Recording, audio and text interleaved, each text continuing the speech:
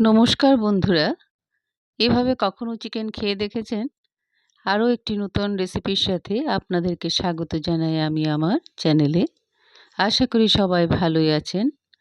চিকেনটাকে দেখুন এভাবে আমি ধুয়ে চিড়ে নিয়েছি। এবার এটাতে আমি ভিনিগার দিয়ে দিচ্ছি।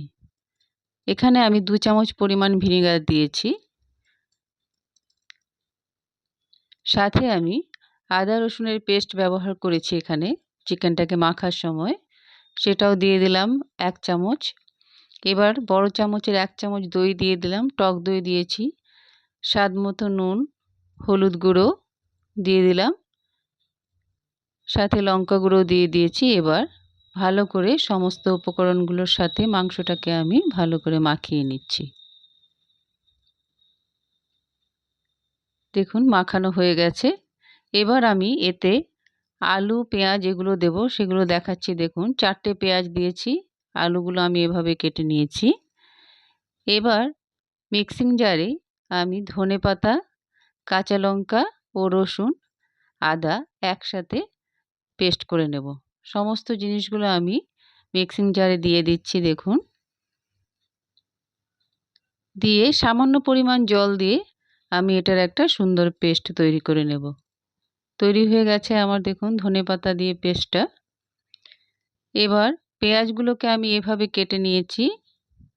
সাথে আমি চিকেনে যা যা ফোড়ন দেব দেখুন, তেজপাতা, সাদা জিরে, এলাচ, দারচিনি, লবঙ্গ, জয়িত্রী এগুলো আমি ফোড়নে দেব। কড়াইতে আমি তেল দিয়ে প্রথমে আলুটাকে ভেজে নিচ্ছি। হলুদ গুঁড়ো দিয়ে দিলাম। দেখুন আমার আলু ভাজা হয়ে গেছে। এবার আমি প্রথমে মেখে রাখা চিকেনগুলোকে ভেজে নিচ্ছি হালকা করে।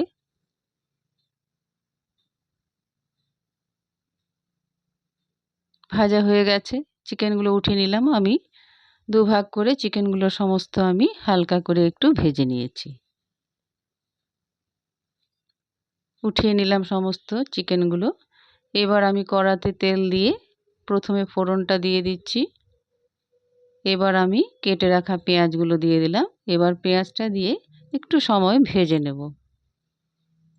হালকা কাঁচা ভাবটা চলে যাওয়া অবধি অপেক্ষা করব। এবার এতে আমি হলুদ গুঁড়ো দিয়ে দিচ্ছি, লঙ্কা গুঁড়ো দিয়ে দিচ্ছি, সাথে আমি জিরে গুঁড়ো দিয়েছি 8 চামচ, গরম মশলা গুঁড়ো দিলাম। এবার সমস্ত উপকরণগুলো ভালো করে মিশিয়ে একটু কষাতে হবে। দেখুন আমি কষিয়ে নিচ্ছি, একটু আঁচটা কমিয়ে কষাচ্ছি। এরপর এতে আবার একটু পরিমাণ জল দিয়ে সুন্দর করে খানিকক্ষণ সময় নিয়ে কষাবো। দেখুন কষিয়ে নিচ্ছি। এবার এতে আমি ধনেপাতার মিশ্রণটা দিয়ে দিলাম, দিয়ে আরও খানিকক্ষণ সময় নিয়ে কষাবো। এতে আমি নুনও দিয়েছি, সেটা স্কিপ হয়ে গেছে। এবার আমি চিকেন আর আলুটা দিয়ে দিলাম।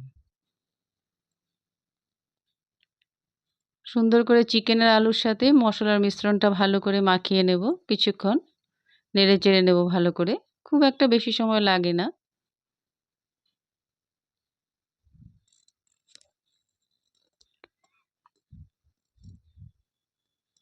এভাবে চিকেন করে দেখবেন, দারুণ লাগে খেতে। এবার আমি আমার পরিমাপ অনুযায়ী ঝোল দিয়ে দিচ্ছি। আমি ঝোলটা দিয়ে একবার নেড়ে চেড়ে এটাকে আমি প্রেসার কুকারে দিয়ে দমে রান্না করব। কোনো সিটি দেব না, শুধু দমে রেখে এটাকে আমি একটু সময় নিয়ে রান্না করব। দেখুন এটা আমার তৈরি হয়ে গেছে। এবার এতে আমি গোলমরিচের গুঁড়ো দিয়ে দিচ্ছি, দিয়ে প্রেসার কুকারে দিয়ে দিলাম। দেখুন তৈরি হয়ে গেছে আমার ধনে চিকেন। সবাই সুস্থ থাকুন, ভালো থাকুন। আবার দেখা হবে পরের ভিডিওতে। সবাই এভাবেই আমার সঙ্গে থাকুন। ধন্যবাদ।